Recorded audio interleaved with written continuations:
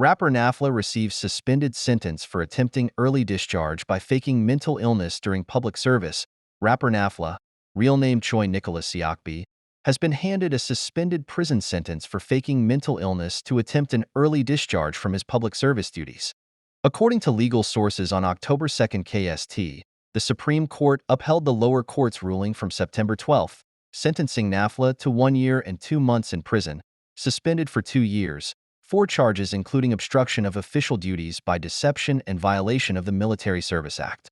Nafla, who was assigned as a public service worker at the Seocho District Office in February 2021, was charged with manipulating his attendance records and pretending to suffer from worsening depression and panic disorder to secure an early discharge.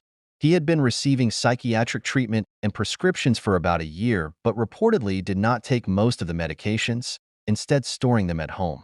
The scheme also involved his agency's co-CEO, an official from Seocho District Office, and an official from the Seoul Regional Military Manpower Administration. Prosecutors also brought these individuals to trial. Nafla was initially sentenced to 1 year in prison, but on appeal, the sentence was reduced to 1 year and 2 months with a 2-year suspension. The court noted that Nafla had admitted to most of his crimes and was remorseful. Additionally, the court considered the principle of fairness in sentencing, as Nafla had already been convicted of drug-related crimes under the Narcotics Control Act.